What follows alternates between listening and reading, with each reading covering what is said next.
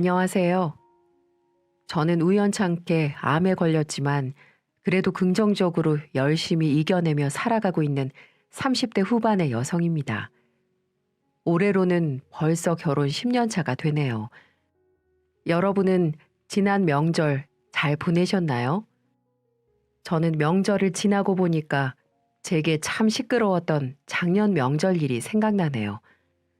정말 큰 일이 있었고 이 일을 계기로 제 인생은 많이 달라졌습니다.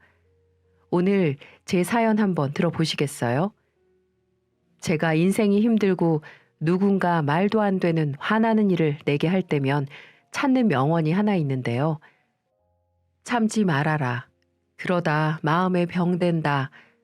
아니 된다 생각되면 즉시 마음 돌려라. 저에게는 참 와닿는 말이더라고요. 많은 우리나라 사람들이 배려라는 이름 아래에서 참고 살기만 하잖아요. 저는 유난히도 어려운 삶을 살아서인지 누가 저를 건드릴 때마다 그래, 참으면 병된다.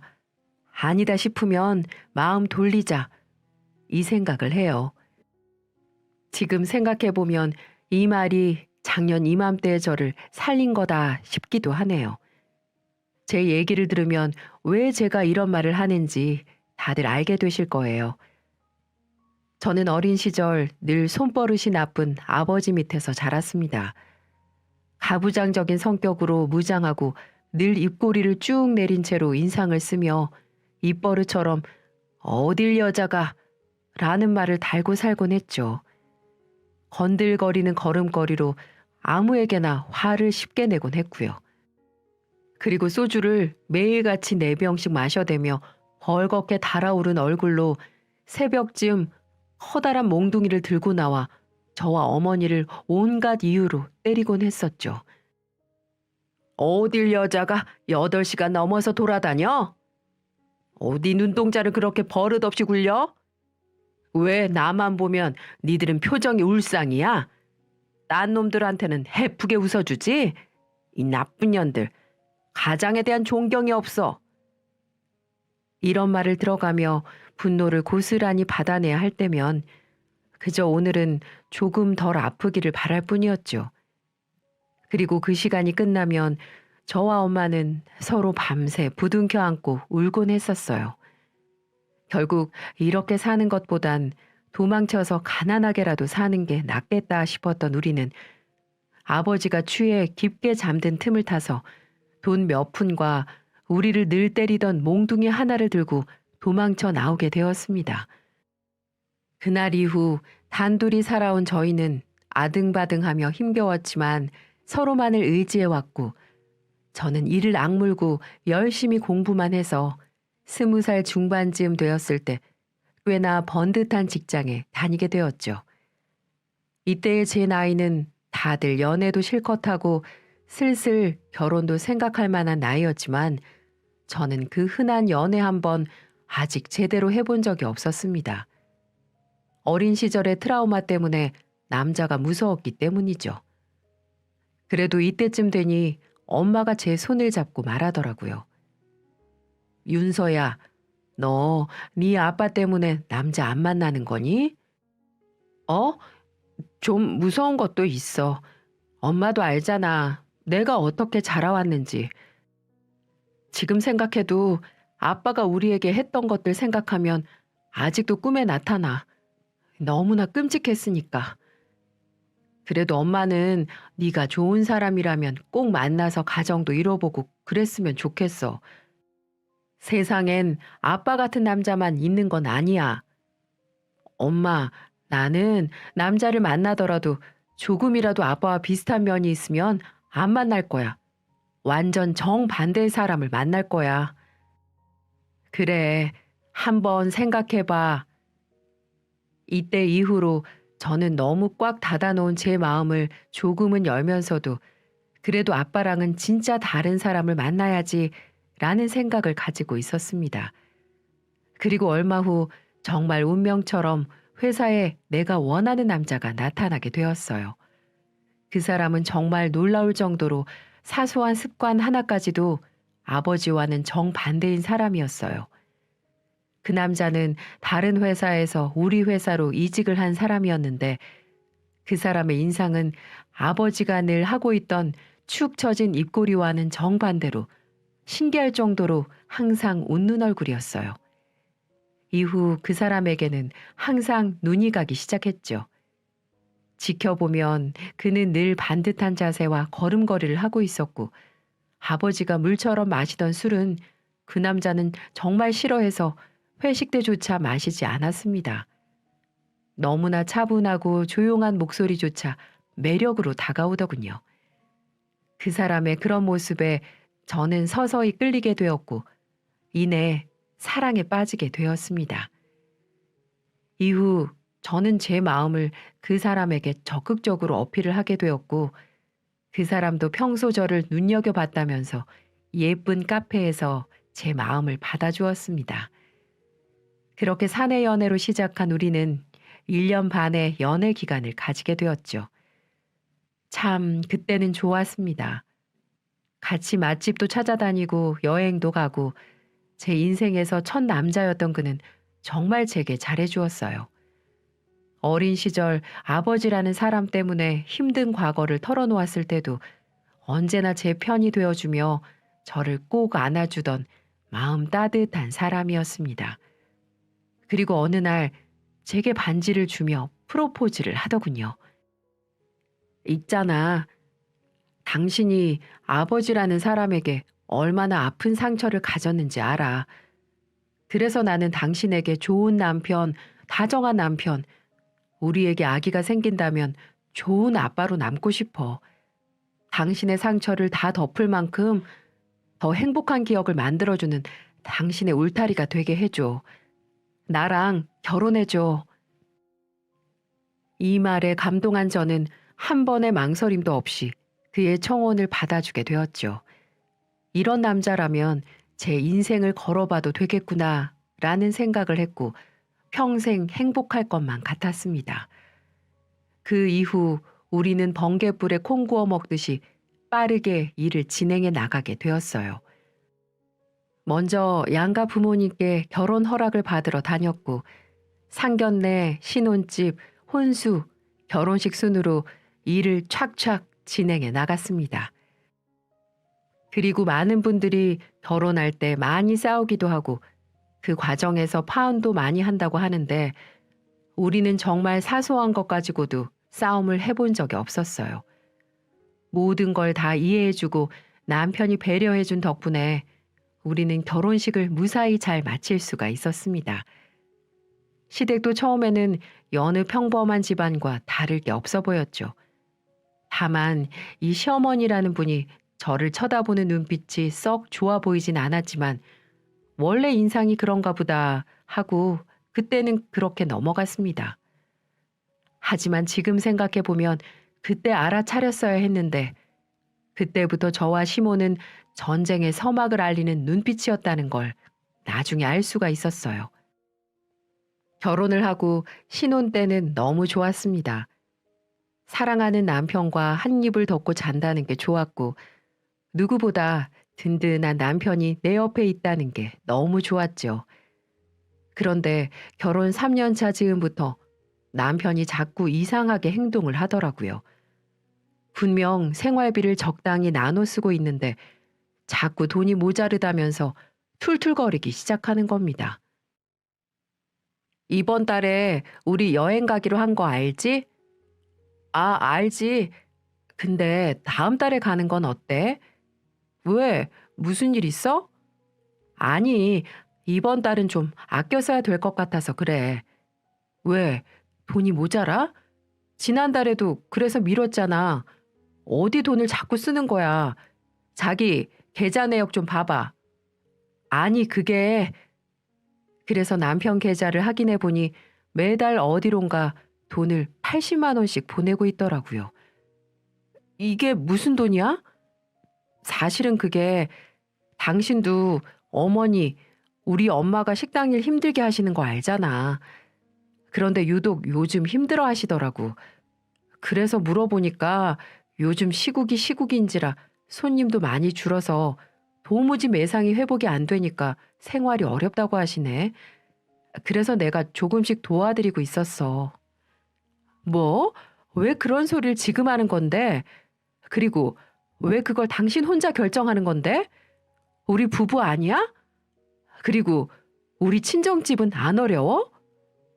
친정은 자영업 안 하시잖아. 자영업자가 요즘 얼마나 힘든지 TV 통해서 당신도 많이 봤잖아. 그러니까 당신이 이해 좀 해줘. 나한테 부모님이면 당신에게 부모님이나 마찬가지잖아. 자식들이 어려울 때 돕고 살아야지. 그 마음 내가 모르는 건 아니지만 당신 집만 80만 원씩 보내는 건 아닌 것 같아. 당신도 알잖아. 우리 엄마 나 키우시려고 식당, 청소부, 전단지 돌려가며 키워주신 거. 그러니까 보낼 거면 공평하게 보냈으면 해. 그럼 똑같이 80? 무슨 매달 용돈을 80이야. 시댁 친정 둘 다 공평하게 40씩 보내는 걸로 해. 우리도 지금 여유 있는 상태가 아닌데 어떻게 80씩을 보내. 그러니까 그렇게 하는 걸로 해, 여보. 이렇게 용돈을 양가 집안에 매달 40씩 보내기 시작하게 되었죠. 그런데 시어머니는 이걸 고마워하기는커녕 며느리한테 들켰다는 이유로 절반이나 용돈이 깎인 것 때문에 심통이 났는지 그때부터 시어머니가 싫은 소리를 서슴지 않게 제게 하기 시작하시는 겁니다. 야, 넌 돈이 어디서 나서 이런 옷을 입고 있니? 이거 비싼 브랜드 아니야? 너는 이런 옷 입고 다닐 돈은 있으면서 시댁에 보낼 돈은 없다. 그거지? 아휴, 이기적이긴. 너네 집에서 그렇게 키웠냐? 이렇게 제 옷을 보고 트집을 잡기 시작했고 치마가 짧다느니 화장이 진하다느니 제 외모를 보고 지적까지 하기 시작했어요. 처음에는 용돈을 깎아 심술이 나서 그런가 보다 참고 넘겼지만 시간이 갈수록 도가 지나치시더니 결국 저도 폭발하고 말았습니다. 어머님, 말씀이 너무 지나치신 거 아니에요? 아무리 그래도 화장 진하게 하고 다니는 게 술집 여자 같다뇨. 그게 며느리한테 할 소리세요? 앞으로 말하실 때 생각을 좀 하고 말씀해 주셨으면 감사하겠습니다. 라고 말을 해버렸어요. 그러자 시모는 뭐? 넌 농담하고 진담도 구별 못하니? 내가 농담 한 번 했다고 그렇게 시애미를 죽일 듯이 쳐다보며 말을 해? 이거 오늘 보니까 아주 못돼 처먹었구나. 나한테 이러는데 우리 아들은 평소에 잡아먹겠네. 잡아먹겠어. 시어머니는 얼굴이 시뻘개져서는 휙 돌아서서 혼자 중얼중얼거리며 그 자리를 벗어나시더군요. 그날 이후부터 우리는 서로만 보면 못 잡아먹는 상황까지 와버렸습니다. 그리고 더한 건 매번 명절마다 지옥이었어요. 매번 증조 할머니, 할아버지는 물론 다른 분들까지 꼬박꼬박 제사를 챙기는데 이때마다 남자들은 손 하나 까딱을 안 하더라고요. 남편도 초반에는 도우려는 신용이라도 하다가 시어머니가 남자가 어디 주방에 들락날락거리냐며 호통을 몇 번 치니 이제는 집안 어른들이랑 똑같이 소파에 눕다시피 해서 TV랑 핸드폰을 보는 겁니다. 그 모습이 얼마나 얄밉던지요. 게다가 명절 때마다 꼭 듣는 말이 있었어요. 예, 니네가 주는 40만 원 가지고는 내 약값도 안 된다. 그러니 생색내지 말고 이번 달부터 다시 80만 원씩 입금해라. 내 친구 며느리는 매달 120만 원씩 용돈을 더 준다더라. 얼마나 자랑하는 줄 아니? 나도 며느리 덕 좀 봤다는 소리 좀 듣게 그렇게 해줘. 혹시 아니? 그럼 내가 다시 널 이뻐해 줄지. 어머니, 제가 무슨 돈 나오는 기계라도 되나요? 제가 은행인 줄 아세요? 자식이 됐으면 자식 된 도리를 해야 될 것 아니야. 어머님, 자식은 저기 누워있는데요. 누워있는 자식한테 그럼 돈 더 벌어오라고 하시면 되겠네요.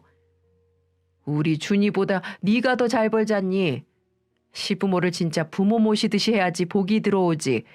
애도 들어서고. 이렇게 항상 이런 식의 대화가 반복되다 보니 기싸움도 지치고 힘들어서 포기하게 되더라고요. 남편도 처음 한두 번만 중재하다 본인도 중간에서 지쳤는지 우리 사이에 이제 신경을 쓰지 않는 상황까지 와버렸고요.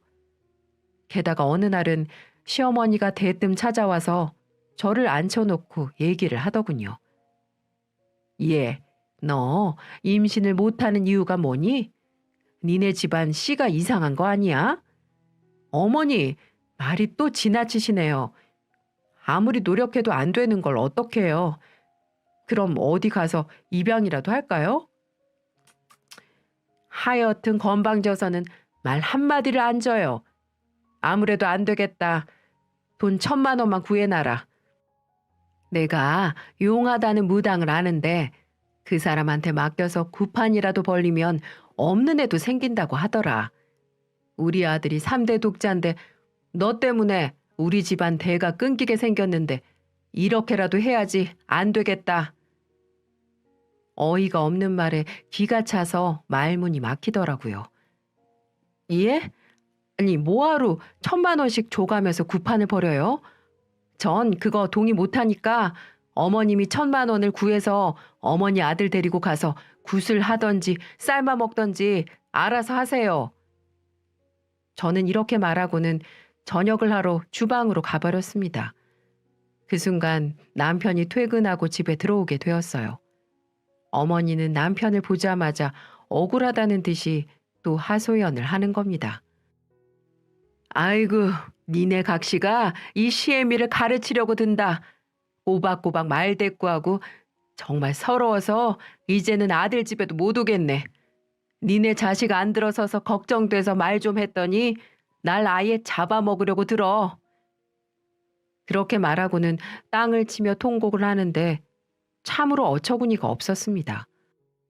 전 그런 모습을 하고 남편에게 왜 저러고 계시는지 모든 걸 말해주었죠. 그러자 남편도 어이가 없는지 제가 아닌 어머니에게 한마디 하더군요. 엄마, 아무리 임신이 안 된다 하더라도 요즘 누가 돈 1,000만 원을 주면서까지 굿을 해요. 그리고 우리 그럴 여유도 없어요. 그러니까 앞으로 그런 얘기는 절대 꺼내지 말아주세요. 그러자 시모는 우리 아들이 내게 세뇌당했다면서 또 통곡을 하기 시작하는데 정말 속에서 부글부글 끓는 거 참느라 엄청 애를 썼습니다. 그날 이후 어머니 말이라면 그냥 무시해버리긴 했지만 피로와 스트레스로 인해 정신적으로 피폐해져 가는 건 피할 수 없게 되더라고요. 그것 때문이었을까요? 어느 날 저는 제 몸에 뭔가 이상을 느끼기 시작했어요. 갑자기 양쪽 가슴의 크기가 살짝 달라진 것 같기도 하고 가슴에 멍울이 잡히기 시작하는 겁니다. 뭔가 이상하다 싶은 느낌이 들기 시작했죠. 예전에 어머니가 유방암에 걸리신 적이 있었는데 증상이 그때와 비슷해서 덜컥 겁이 나서 곧바로 병원으로 달려가 검사를 받기 시작했습니다. 그리고 전 의사에게 유방암입니다. 아마 수술을 해야 할 확률이 높겠군요. 라는 통보를 받아야만 했습니다. 예? 수술이요? 네, 정밀 검사하고 날짜 잡으시죠. 그리고 그 전까지 꼭 무리하지 마시고 몸에 안 좋은 음식들은 피하시고요.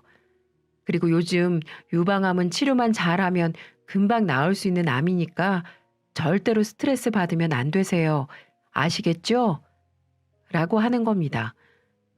깜짝 놀란 저는 불안함과 무서움에 빠르게 수술 날짜를 잡았고 최대한 안정을 취하려고 애를 썼습니다. 남편도 내가 유방암이라는 소리를 듣고 그동안 잘해주지 못해 미안하다며 최대한 스트레스를 받지 않도록 노력해 주었어요. 집안일도 알아서 다 할 정도로 저를 배려해 주었습니다. 그렇게 지내던 중 또다시 명절이 돌아왔어요. 전 스트레스를 받으면 안 되는 상황에서 또다시 명절에 시댁에 가면 시모와 한바탕 전쟁을 치룰까봐 이번 명절은 당신 혼자 갔다 오라고 부탁을 하게 되었죠. 여보, 내일 명절에는 당신 혼자 다녀오는 건 어때? 또 어머니랑 부딪힐까 봐 벌써부터 불안해서 그래. 그러니 어머니한테 당신이 말 좀 잘해서 최대한 기분 나쁘지 않으시도록 말 좀 해줘. 알았어. 내가 엄마한테 한번 잘 얘기해 볼게. 잠깐만 기다려봐. 그리고 남편이 방에 들어가서 전화하는 소리가 들렸는데 세상에나 시어머니 목소리가 얼마나 큰지 방 바깥까지 다 들리더라고요. 엄마, 집사람 큰일이 생겨서 그런데 이번 명절엔 가기 좀 어려울 것 같은데. 아니, 무슨 큰일이 있다고 명절에 안 올 정도야? 뭐, 다리가 부러지기라도 했대니? 그건 아닌데, 유방암에 걸렸어. 수술해야 된대. 그 전까지 스트레스 받는 일 피해야 되고. 너네가 명절에 안 오면 제사는 어떡할 건데? 그리고 뭐 유방암? 그거 그냥 가슴 잘라내면 되는 거지. 뭐 그리 힘들다고 그래. 내가 스트레스 준다 이거니? 그리고 너 그거 아니? 네? 낙태한 여자가 유방암에 잘 걸린다더라. 그거 전부터 꼬라지가 야시시한 게 꼴배기 싫더니 너 속이고 옛날에 굴러먹던 년 아냐? 이 말을 전해 듣고는 저는 너무 놀라고 화가 나서 참을 수가 없었어요. 당장 수화기를 낚아채서 한마디 하고 싶었지만 극구 말리는 남편의 씩씩거리면서 분노를 삭혔습니다. 아니 무슨 그런 말도 안 되는 소리를 해요. 요즘 세상에. 그런 옛말이 그냥 생기니? 무당도 그것 때문에 애 안 생긴다 한 거 아니야. 어찌됐든 너네 알아서 오든가 말든가 해. 내가 가만두나 보자. 정말 어이가 없었습니다. 며느리가 암에 걸려서 힘들어한다고 해도 그깟 제사가 그렇게 중요하다뇨. 그 순간은 남편이고 뭐고 다 꼴 보기 싫어서 이불을 덮어쓰고 얼마나 울었는지 모릅니다. 너무 서러웠어요. 아무리 제가 밉다지만 그런 말씀을 그렇게 쉽게 할 수가 있는지. 그렇게 한참을 눈이 퉁퉁 부을 정도로 울고 있을 때 마침 친정엄마가 전화가 오더군요. 우리 딸, 어떻게 아픈 거는 좀 괜찮니? 밥은 잘 먹고 있고? 스트레스 받으면 절대 안 된다. 알았지? 전 그 소리를 듣자마자 저도 모르게 왈칵 눈물을 쏟아내 버렸습니다. 딸, 왜 울어? 많이 힘드니? 아, 엄마, 안 그래도 그것 때문에 할 얘기 엄청 많은데 시엄마가 나보고 글쎄 굴러먹고 다녀서 낙태해서 유방암 걸린 거래. 정말 미친 거 아니야? 뭐? 야, 제정신이야 그 아줌마? 아이고, 우리 딸 속상해서 어떡하니. 그런 말은 귀에 담지도 말어. 정말 뭐 눈에는 뭐만 보인다고? 진짜 어디 나사 하나 빠진 늙은이 아니니? 아무튼 엄마가 내일 갈 테니까 그때까지 그냥 잊고 푹 쉬고 있어. 그리고 다음 날 엄마가 유방암에 좋은 저지방 음식을 잔뜩 사와서 집으로 오셨습니다. 엄마, 뭐 이렇게 무겁게 많이 싸왔어? 이런 게 몸에 좋다는데 네가 해먹기에는 몸도 힘들고 어렵잖아. 그래서 하다 보니 많아졌네. 그나저나 이런 것보다 너 어제 그 얘기 좀 더 자세히 듣자. 그 미친 소리는 왜 나온 거니? 아, 안 그래도 엄마 그 얘기 하려고 했어. 일단 방에 들어가서 얘기하자. 그러고는 방에 들어가서 엄마랑 대화를 하려는데 갑자기 누가 문을 무식하게 쾅쾅 두드리는 겁니다. 그래서 놀라서 제가 나가봤더니 시어머니 목소리가 들리는 거예요. 야, 이년아, 문 당장 열어. 명절에 집 앞까지 찾아온 시어머니를 밖에다 세워두는 건 어디서 배워먹은 버르장머리니? 듣기만 해도 정말 짜증나는 목소리였죠. 정말 안 열고 싶었지만 안 열어주면 더 시끄러워져서 옆집이 피해받겠다 싶어서 문을 열어줬습니다. 그러니 들어오자마자 하는 말이 너 어제 내가 그렇게 말을 했는데 결국 안 온다고 했다며? 너 지금 나 혼자 고생해보라고 엿먹이는 거 누가 모를 줄 알아? 내가 네 머리 꼭대기에 있어 이거사. 아프다면서. 아프다는 애가 피부 색깔도 더 좋아지고 암 걸리기 전보다 더 쌩쌩해졌냐? 잔말 말고 어서 옷 입어. 내가 이렇게 널 끌고 오게 만들어야 되겠니? 와, 정말 이 소리를 듣는데 미치겠더라고요. 더 이상 이 여자가 시애미로 보이지도 않았습니다. 여러분, 해도 너무하지 않나요? 전 분노가 차오르면서 저도 인상을 팍 쓰면서 말했습니다. 아니, 어머님, 제정신이세요? 며느리가 앞으로 어떻게 될지 모르는데 혼자 고생하기 싫어서 절 데리러 왔다고요? 지금 정신이 있는 거예요? 없는 거예요? 그러자 그 노인네는 제 말이 채 끝나기도 전에 씩씩대는 얼굴을 하고는 갑자기 오른손을 높게 들더니 제 뺨을 향해 있는 힘껏 내리치는 겁니다. 짝 하고 뺨 맞는 소리가 온 집에 울려 퍼졌죠. 그 순간 안방에서 가만히 듣고 있는 엄마가 그 소리를 듣고 팔을 걷어차며 나오셨어요. 야, 이 미친 여자야. 지금 뭐 하는 짓이야? 누가 감히 남의 귀한 자식한테 손을 대는 거야? 죽고 싶어? 평소 조용하고 순하기만 하던 저희 엄마는 제가 맞는 걸 보고는 화가 나서 온몸이 떨리고 눈이 돌아가 계시더라고요. 그러고는 곧장 주방으로 가셔서 후라이팬 하나를 잡더니 그대로 가지고 와서 시모의 머리를 조져버리는 겁니다. 이야, 지금 우리 딸 암 걸려서 명절 못 간다고 하는데 안 왔다고 뺨을 때려? 네가? 너 오늘 딱 걸렸다. 내가 너 평소에 벼르고 있었는데 한번 매운맛 좀 봐봐 이년아. 그러시면서 사정없이 후라이팬을 두들기시는데 시모는 아이고 사람 잡네 하더니 쏜살같이 현관문을 향해 도망가는 거 있죠. 그렇게 기세당당하던 사람은 어디 갔는지 덜덜 떨며 제게 두고 보자는 말을 남기며 집으로 돌아갔습니다. 당연했겠죠. 아무리 시모가 힘이 좋다고 하더라도 맨손으로 후라이팬을 들고 있는 사람을 어떻게 이길 수가 있나요? 그 모습을 본 저는 저희 엄마 때문에 얼마나 속이 후련했는지 모릅니다. 정말 10년 묵은 채증이 다 내려갔다고 해야 할까요? 그 순간 엄마가 얼마나 고맙고 멋있어 보였는지 몰라요. 그걸 본 엄마는 저를 꼭 안아주시며 다독여 주셨어요. 그리고 밖으로 볼일을 보고 온 남편이 돌아와 제 부어오른 뺨을 보고는 화들짝 놀래며 말을 하더군요. 이게 무슨 일이야? 내가 집 잠깐 비운 사이 뭔 일이 있었길래 당신 뺨이 이렇게 부어올랐어? 네 엄마가 그랬어. 네 그 잘난 엄마가 때리고 갔다고. 명절에 제사상 안 차렸다고 쫓아와서 뺨 때리는 사람이 사람이야? 네 엄마도 당신도 꼴배기 싫으니까 당신도 어서 나가. 다 보기 싫어. 뭐? 정말 엄마가 그랬단 말이야? 잠깐 있어봐 여보. 내가 당장 사과하라고 할 테니. 그러고는 남편은 시모랑 통화를 하더니 딱 봐도 남편 생각처럼 방향이 흘러가지 않은 것처럼 보였어요.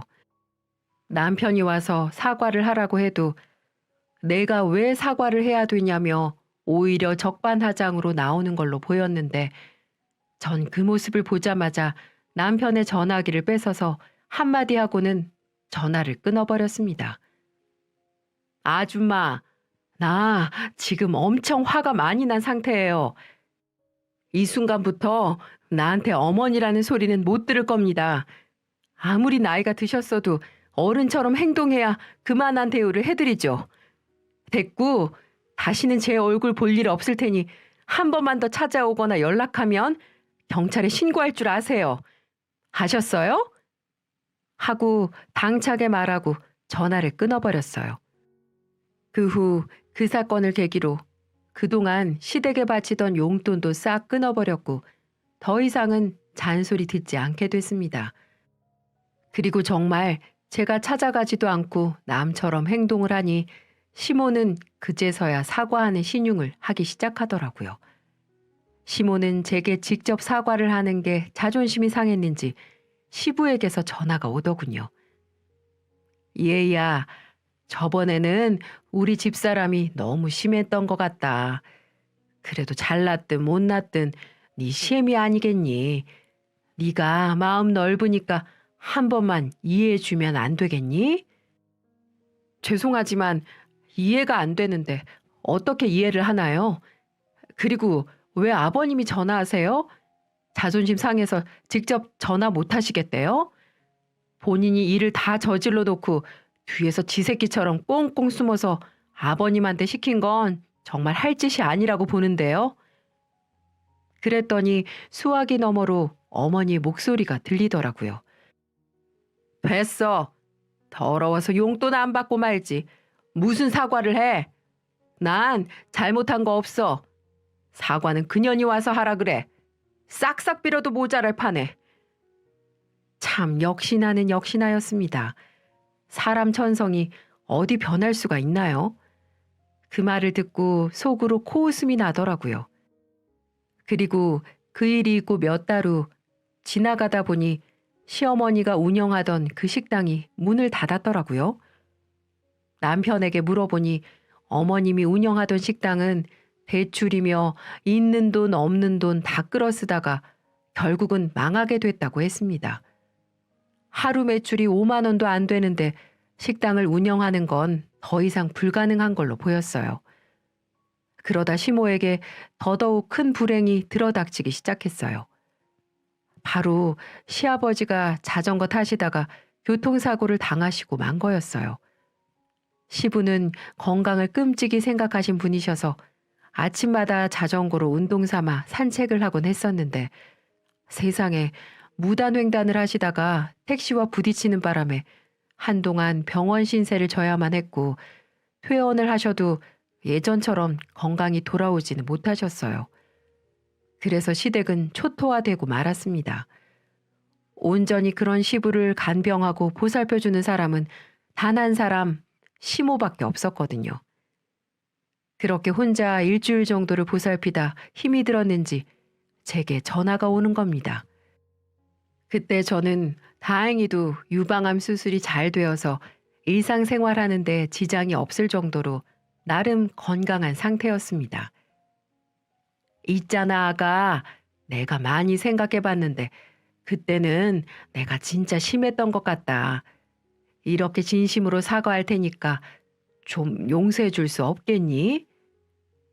갑작스러운 태도 변화에 의아했던 저는 말했죠. 네? 무슨 소리세요? 갑자기 이렇게 사과를 하시게요? 그랬더니 본색이 나오더라고요. 그때는 내가 암이 이렇게 무서운 병인지 모르고 있었잖니. 근데 이번엔 이 시애비 옆에서 보살피려고 하니 여간 힘든 게 아니다. 너도 알잖니. 내가 늙어 빠져서 무슨 힘이 있겠어. 그러니까 이제 내가 진심으로 용서를 구할 테니 자식 노릇 좀 하면 안 되겠니? 라고 말을 하며 제게 꼬리를 내리기 시작하는 겁니다. 혼자서 시부 병수발 들다 힘이 들긴 들었나 보더라고요. 시부는 나이가 있어서 그런지 몸이 쉽게 회복하지 못한 걸로 보였는데 누워 있으면서 모든 걸 시모한테 명령조로 시키는 걸로 보였어요. 가서 물 좀 가지고 와. 배고파. 밥 좀 차려. 리모컨 가지고 와. 나 목욕 좀 시켜줘. 나 화장실 오줌 마려워. 아유, 똥 마려워. 이렇게 시부는 손가락 까딱 않고 모든 걸 시모에게 의지를 했나 보더라고요. 그러다 시모가 이러다가는 시부 병수발하다 죽을 것 같아 제게 연락을 했던 겁니다. 그 모습을 안 봐도 상상을 하니 안쓰럽게도 느껴지고 얼마나 웃겼는지 몰라요. 그때 당시에는 남편도 제 눈치를 보며 시댁의 모든 지원을 끊은 상태였기 때문에 저만 오케이 하면 되는 상황이었어요. 하지만 전 시모의 부탁을 거절했습니다. 지금의 상황으로는 자신의 몸과 마음이 힘들어지니 궁여지책으로 시모는 조금이라도 우리에게 책임을 전가하려고 머리를 쓰고 있는 게 분명해 보였거든요. 제가 여기서 시모의 부탁을 받아들인다면 분명 그분은 그걸 이용해서 제게 더 많은 걸 요구할 게 뻔했습니다. 그래서 죄송하지만 그건 힘들 것 같네요. 저 암 걸렸을 때 어떻게 행동하셨나요? 전 저희 엄마한테 교육을 받을 때 자기가 한 행동에 대해서 책임을 지라고 배웠는데요. 어머님이 저한테 했던 행동들이 있으니 저한테 이런 부탁을 한다는 게 정말 뻔뻔한 행동이라고 생각하지 않으세요? 그 부탁 들어줄 수 없으니 이만 끊겠습니다. 라고 매몰차게 말을 해버렸습니다. 그러자 사람이 돌변해서는 제가 전화를 다시 안 받으니 육두문자를 써가며 사람을 괴롭히기 시작하는데 정말 진절머리가 나더군요. 그래서 전 그날 퇴근한 남편을 불러 세워 단단히 말을 했습니다. 당신 이것 봐봐. 이거 당신 엄마가 내게 육두문자 써가며 보낸 메시지들이야. 이게 사람이야? 그리고 본인 남편은 본인이 아내니까 책임져야 되는 거 아니야? 정 힘드시면 간병인을 쓰시든가. 아, 돈이 없으시겠구나. 암튼 난 몰라. 당신한테 정확히 말하는데 한 푼이라도 시댁에 돈 도와주면 당신하고 당장 이혼할 줄 알아. 나 암 재발하면 당신이 책임질 거야? 그게 아니라면 마음 약해지지 말고 선택 잘해야 될 거야. 그렇게 말을 했더니 남편은 제가 보여준 문자를 보더니 얼굴이 불그락푸르락해져서는 곧바로 시댁에 전화를 걸더군요. 어머니, 제가 말씀드렸죠. 더 이상 며느리 괴롭히지 마시라고. 욕도 하지 말고 아무것도 하지 말라고 말씀드렸잖아요. 더 이상은 안 되겠어요. 이제 더는 연락도 하지 말고 도움받을 생각도 하지 마세요. 아버지 그렇게 되셔서 이 사람한테 말해서 좋은 요양병원에라도 모실 생각이었는데 또 어머님이 망쳐버리셨네요. 저도 너무 힘이 듭니다. 저 어머니 그 고집 고칠 때까진 저도 어머님 볼 생각 없으니까 연락하지 마세요. 연락 다 차단하겠습니다. 아시겠어요? 라고 말을 하며 정말 그 이후 남편도 시댁과 완전 연을 끊어버렸어요. 아들마저 매정하게 나오자 시어머니는 몇 번을 집으로 찾아와 현관문을 두들겼지만 저희는 문을 열어주지 않았어요. 분명 열어주면 저와 한바탕 할 게 뻔했거든요. 남편은 그런 모습들이 힘이 드는지 혼자서 소주를 들이키며 힘들어하긴 했지만 정말 이번에는 어머니의 성격을 고치고 싶어서인지 단단하게 마음을 먹더군요. 그리고 그 후 정말 모든 게 변했습니다. 3년이 지난 지금 저와 시모는 모든 게 역전되었어요. 어떻게 역전됐냐고요? 저와 남편은 정말 2년 동안은 한 번도 연락도 찾아뵙지도 않았어요. 정말 남보다도 더 못한 생활을 하며 지냈습니다. 그러다 3년째 되던 해 시모가 어디 식당에서 힘들게 일을 한다는 소리를 듣게 되었습니다. 그래서 남편과 조용히 그 식당으로 찾아가 봤는데 정말 허리를 숙여가며 서빙을 하는 모습이 보였어요.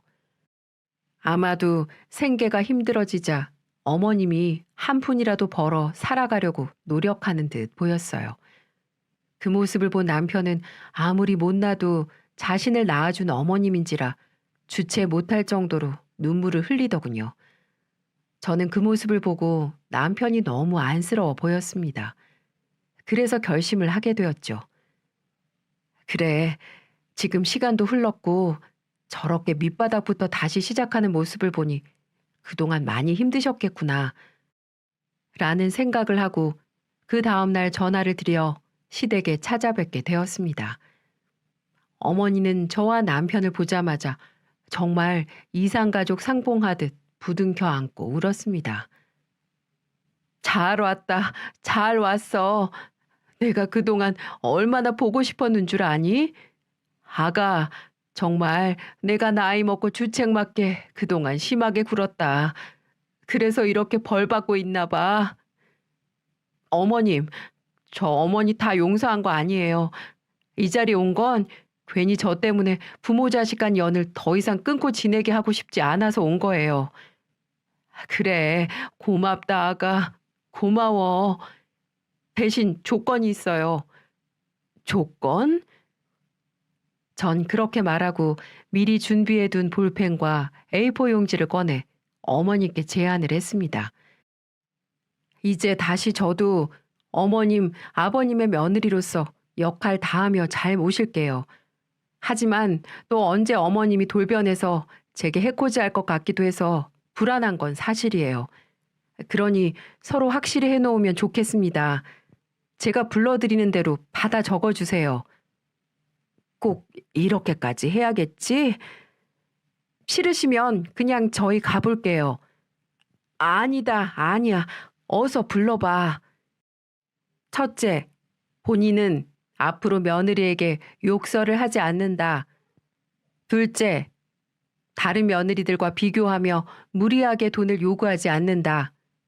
셋째, 괜한 걸로 트집을 잡거나 말도 안 된 걸로 시집살이를 시키지 않는다. 넷째, 만약에 한 번이라도 이 세 가지를 어길 경우 아들 내외가 인연을 끊더라도 달게 받을 것을 맹세한다. 대충 이런 내용들이었습니다. 그리고 서로 사인까지 하며 그 각서를 직접 어머니 지갑에 넣어주었어요. 항상 그 각서를 생각하며 행동을 하시라고 넣어준 거였습니다. 그 뒤로 어떻게 됐냐고요? 정말 지금은 어머님과 제가 언제 싸웠나 싶을 정도로 잘 지내고 있어요. 같이 팔짱을 끼며 쇼핑도 하고 있고요. 그리고 어머니는 저희가 용돈을 많이 드린다고 해도 마다하시며 본인이 직접 벌 수 있을 때까지는 일을 하겠다며 지금도 식당에 나가 일을 하고 계십니다. 저희에게 부담을 주기 싫다면서 말이죠. 그리고 더 이상 제게 욕설을 안 하시고 몸에 좋은 것들도 챙겨주시곤 한답니다. 너무 달라지지 않으셨나요? 어머니가 그러시더군요. 저희와 연락을 안 한 2년 동안 너무 외롭고 힘들었다고요. 정말 죽을 때까지 우리를 못 볼까봐 두렵기까지 했다고 했습니다. 그래서 본인부터 생각을 바꿔보자고 마음을 먹고 식당을 나가게 되었다고 했어요. 그 소리를 듣는데 얼마나 고마웠는지 모릅니다. 또 하나의 변화가 있다면 더 이상 명절에 제사를 지내지 않는다는 거였습니다. 남편이 이제 제사는 없애고 명절 때만큼은 가족들끼리 좋은 시간을 갖자고 제안을 했거든요. 몸이 많이 좋아지신 시부도 한번 죽을 고비를 넘겨서인지 가족보다 소중한 사람이 없다면서 죽은 사람보다 산 사람한테 잘하는 게 맞는 것 같다며 과감하게 제사를 없애주었습니다. 덕분에 이번 설 명절에는 제사 없이 얼마나 행복한 시간을 보냈는지 모릅니다. 그렇게 우리는 여느 가정처럼 잘 지내고 있어요. 저도 이번 일을 겪으며 가족의 소중함을 다시 한번 느낄 수가 있었고요. 그래서 지금은 시댁은 물론 친정에도 자주 연락을 드려 며느리이자 딸로서 역할을 다하려고 노력하고 있고요. 여러분들 제 사연 어떠셨나요? 여러분들은 미련하게 왜 용서를 해줘? 라고 말을 하시는 분들도 있겠지만 저는 우리 어머님 한번 믿어보려고요. 이 세상에서 가장 아름다운 말이 믿음, 소망, 사랑 아니겠어요? 여러분도 시댁과 갈등이 있으시다면 현명하게 잘 대처해 나가시기를 바랍니다. 마음의 병이 사라질 거예요. 아무쪼록 모두들 저보다 더 건강하고 행복한 날들 되시기를 바랄게요. 긴 이야기 들어주셔서 감사합니다.